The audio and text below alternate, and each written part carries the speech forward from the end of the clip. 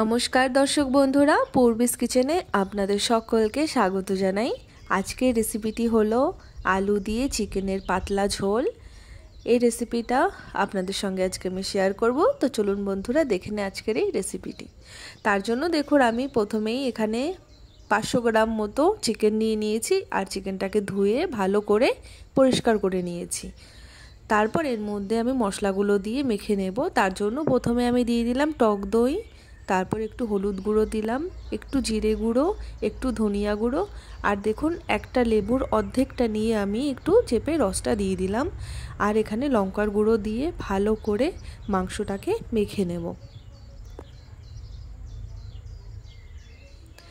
মশলা দিয়ে মাখার পরে এবার কিন্তু আমি হাতে করে একটু সর্ষের তেল নিলাম, নিয়ে এবার তেলটা দিয়ে কিন্তু মাংসটা আবারও একটু মেখে নেব।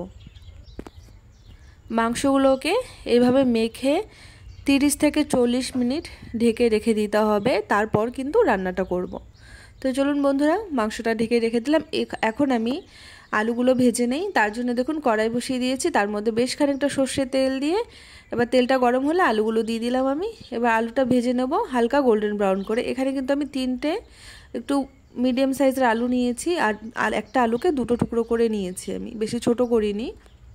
তো তারপর আলুটা ভাজা হয়ে যাওয়ার পর একই তেলের মধ্যে আমি একটা তেজপাতা, কিছুটা গোটা গরম মশলা আর একটু গোটা জিরে দিলাম ফোড়নে। ফোড়নটা ভাজা হয়ে আসলে তার মধ্যে আমি পেঁয়াজ দিয়ে দিলাম। এখানে মিডিয়াম সাইজের 2টো পেঁয়াজ নিয়ে চপ করে আমি দিয়ে দিলাম।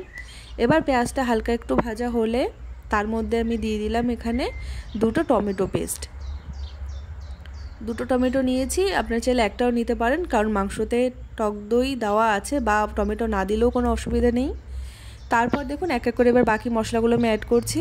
প্রথমে দিয়ে দিলাম আমি আদা রসুন পেস্ট 2 চামচ, তারপর হলুদ গুঁড়ো দিলাম, জিরে গুঁড়ো দিলাম, ধনিয়া গুঁড়ো দিলাম আর একটু লঙ্কার গুঁড়ো দিলাম। আর বন্ধুরা এখানে কিন্তু আমি নুনটা দিয়ে দিয়েছিলাম আগে থেকে, ওই ভিডিও ক্লিপটা মিস হয়ে গেছে, আপনারা অবশ্যই নুনটা দিয়ে দেবেন। তারপর দেখুন সবগুলো মশলা একসঙ্গে মিশিয়ে নিতে হবে। মশলার কালারটা দেখুন কতটা সুন্দর এসছে। এইভাবেই কিন্তু মশলাটাকে গ্যাসের ফ্লেমটাকে স্লো রেখে 2 থেকে 3 মিনিট কষিয়ে নিতে হবে ঢেকে দিয়ে। তো দেখুন বন্ধুরা মশলাটা কিন্তু ভালোভাবে কষানো হয়ে গেছে। এখন আমি এর মধ্যে মেখে রাখা মাংসগুলো দিয়ে দেব।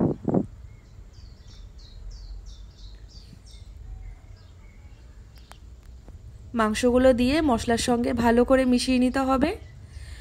এবার কিন্তু মাংসটার সঙ্গে মশলাটা ভালো করে যে মিশিয়ে দিলাম, এখন কিন্তু সঙ্গে সঙ্গে ঢেকে দেওয়া যাবে না মাংসটা।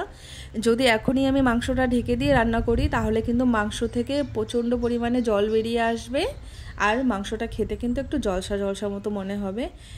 আপনারা চেষ্টা করবেন মাংসটা না ঢেকে 2 থেকে 3 মিনিট অন্তত মাংসটাকে এমনি না ঢেকে কষিয়ে নেওয়ার চেষ্টা করবেন, তাহলে কিন্তু মাংসর টেস্টটা দেখবেন আরও বেড়ে যায়। তো দেখুন বন্ধুরা মাংস থেকে কত সুন্দর তেল বেরিয়ে এসছে। এখন কিন্তু এইভাবে মাংসটাকে আমি আবারও একটু মিশিয়ে দিলাম মশলার সঙ্গে। এখন এর মধ্যে যে ভেজে রাখা আলুগুলো আছে ওই আলুগুলোকে আমি দিয়ে দেবো, কারণ ভেজে রাখা আলু যদি কষানো মাংসের ভেতরে দেওয়া হয় তাহলে কিন্তু আলুর টেস্টটাও আরও বেড়ে যায়, কারণ ওর মধ্যে পারফেক্ট মশলার যে ফ্লেভারটা আর মশলাটা ঢোকে এর মধ্যে, তো খেতে আরও বেশি ভালো হয়। আমরা অনেকেই ঝোলের মধ্যে আলুটা ছেড়ে দেই, একবার এইভাবে ট্রাই করে দেখতে পারেন, সত্যিই দারুণ হয় খেতে। তো দেখুন আলুগুলো দিয়ে কিন্তু আবারও মাংসের সঙ্গে ভালো করে মিশিয়ে নিলাম। এবার আমি ঢেকে দিয়ে আরও 4-5 মিনিট মতন গ্যাসের ফ্লেমটাকে লো রেখে কিন্তু কষিয়ে নেব। তো 4-5 মিনিট হয়ে গেছে, আমি ঢাকাটা তুলে দিলাম বন্ধুরা। এবার দেখুন আবারও মাংসটা মিশিয়ে নিচ্ছি। মাংসটা আর আলুটা একদম পারফেক্ট সেদ্ধ হয়ে গেছে কিন্তু, আর মাংসটা দেখছেন একদম কিন্তু ভেঙে ভেঙে যায়নি, সেদ্ধ হয়ে গেছে একদম, কিন্তু মাংসটা ভেঙে যায়নি। কালারটা দেখুন কতটা সুন্দর লাগছে মাংসের। ঠিক এরকমভাবে কিন্তু আমরা কষিয়েও রান্না করে এরকম খেতে পারি, কোনো অসুবিধা নেই। আমি যত ঝোল করব তাই আমি এখানে দেখুন এবার জলটা দিয়ে দিলাম। আমার যতটা পরিমাণে ঝোল লাগবে সেই হিসেব করে আমি জলটা দিলাম। আপনাদের পরিমাণ মতন আপনারা জলটা দিতে পারেন কম বেশি। আর বন্ধুরা একটা কথা, যে এখানে চেষ্টা করবেন গরম জলটা দেওয়ার, কারণ গরম জলটা দিলে কিন্তু যে কোনো তরকারির মধ্যে গরম জল ব্যবহার করলে কিন্তু টেস্টটা আরও ভালো হয়। তো দেখুন জলটা দিয়ে একটু ফোটানোর পরে কিন্তু ঝোলটা একটু গাঢ় হয়ে এসছে। এখন কিন্তু উপর থেকে আমি গরম মশলা গুঁড়ো দিয়ে দিলাম, দিয়ে আবারও একটুখানি মিশিয়ে নিতে হবে। আর 1 মিনিট মতো ফুটিয়ে নিলে ঝোলটা আমার চিকেনের রেসিপিটা কিন্তু একদম রেডি। যদি আপনাদের ভালো লেগে থাকে আপনারা অবশ্যই একবার বাড়িতে ট্রাই করে দেখতে পারেন। খুবই টেস্টি হয় কিন্তু এভাবে চিকেনটা রান্না করলে। আর কেমন লাগলো আমার রেসিপিটা অবশ্যই বন্ধুরা কমেন্ট করে জানাবেন। আর যদি আমার চ্যানেলটি সাবস্ক্রাইব করা না থাকে প্লিজ বন্ধুরা আপনাদের কাছে রিকোয়েস্ট করছি আমার চ্যানেলটি সাবস্ক্রাইব করে দিয়ে আমার পাশে থাকবেন প্লিজ বন্ধুরা। তো দেখুন বন্ধুরা আমি কিন্তু এবার মাংসটাকে নামিয়ে নিলাম। কতটা সুন্দর লাগছে দেখতে,